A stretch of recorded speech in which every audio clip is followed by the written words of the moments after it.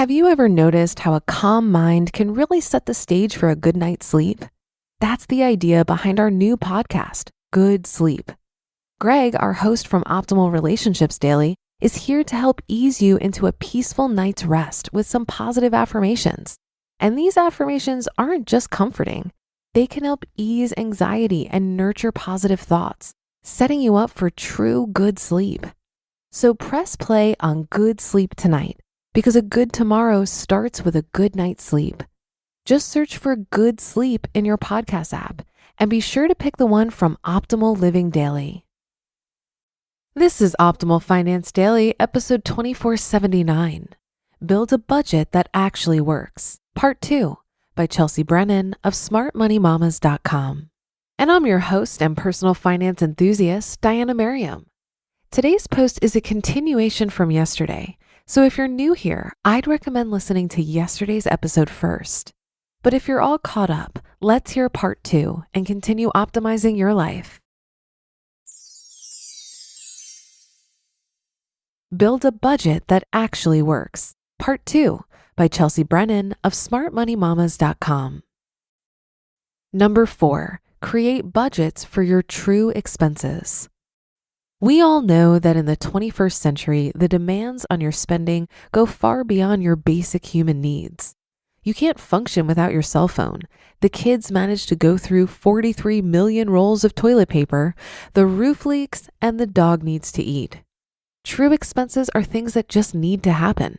It doesn't mean you aren't spending too much on those things, cable and internet and luxury spa haircuts being prime examples. But you have to allocate some money to it. One note on true expenses. Anything truly discretionary does not belong here. Gym memberships, eating out budgets, hobbies, and things like it will be addressed in quality of life. If you own a car or are responsible for the maintenance of your home, car and home repairs should have some budgeted money every single month.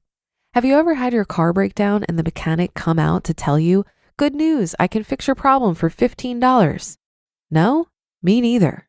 But if you save a little every month for that eventual disaster, even if it's just $10 a month towards an oil change, you won't need to panic when the worst happens. Pause. Congratulations. You've reached the point in your budget where you've covered your necessities, and you get to decide how to make your remaining money best work for you. You can put more money towards paying down debt, start setting aside gift money for the holidays, or give your family a budget to have a weekly meal at a restaurant. This is the fun part. But before you set off putting all remaining money towards luxuries, let's talk about 3 key things. Number 1, emergency fund. Step 2 on the roadmap to financial security, empowerment, and sanity is growing your emergency fund. As a rule of thumb, you should aim to have $1,000 in an emergency fund if you still have debt, and build to 3 to 6 months of emergency savings once you no longer have debt.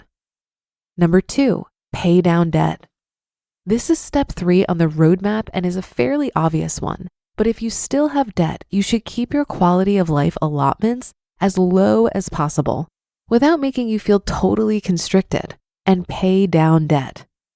And number 3, save for retirement. You guessed it, saving for retirement is step 4 on the roadmap.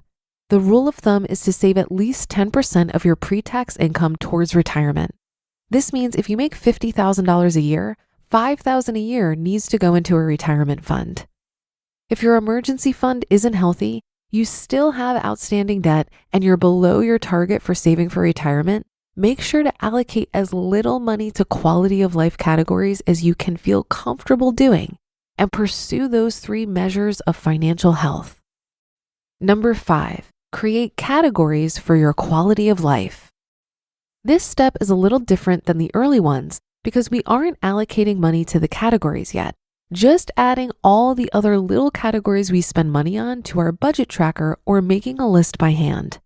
This master grouping includes the really fun things like eating at restaurants, new clothes, and spending money, and some planning things like a budget for holiday gifts and setting aside money for annual subscriptions like Amazon Prime. If you spend money on it on a semi-regular basis and it hasn't been included so far, make sure it fits in a category here. Number 6, create categories for your savings goals. Write down your savings goals in a way you can actively allocate money to them. Do you want to build a $1,000 emergency fund, save for a trip to Disney, buy a new bike? Put these long-term goals under the Savings Goals Master Group. And number 7, allocate your discretionary income. When you hit pause halfway through this process, there was a certain amount of money you had left over that we will call your discretionary spending. Now that you have all your remaining categories for quality of life and savings goals, think about how you want to allocate those discretionary dollars. If you're in a relationship, this should be a discussion, so you're on the same page and working towards financial health together. If you're in debt, can you make a pact with your spouse to eat at home for a whole month and put that $150 to $200 you typically spend at restaurants towards your credit card debt? But also consider whether you're more likely to stick with it if you give yourselves $50 for one night out in the middle of the month. What are you comfortable spending on your kids and family for the holidays? And what does that mean you need to save each month to do so without pulling out the credit cards in December? This part is entirely up to you and the speed you want to achieve your goals. The only job you have here is to allocate every single dollar. Put every discretionary dollar to work so you know that $50 you set aside for a pizza night mid-month is really the amount, and you don't have a slush fund to dip into. And now you're off to the races. Excellent job powering through, having tough discussions with your spouse, and setting a budget that works for you.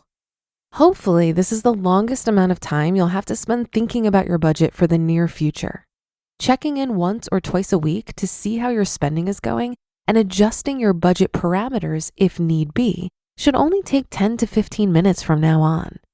Pat yourself on the back. You have taken the first major step towards financial health.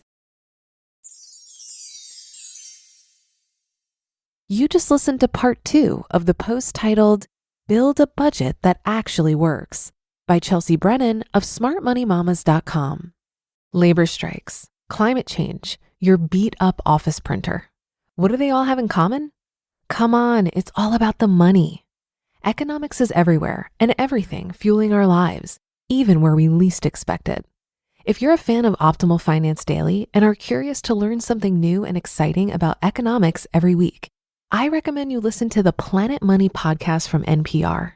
Planet Money is a different kind of world where the complex economy actually makes sense, where human stories supersede abstract theories. Listeners can learn, laugh, and be entertained.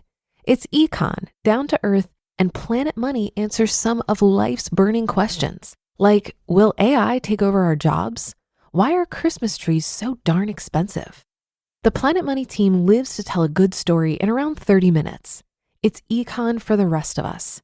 Tune into Planet Money every week for entertaining stories and insights about how money shapes our world, stories that can't be found anywhere else.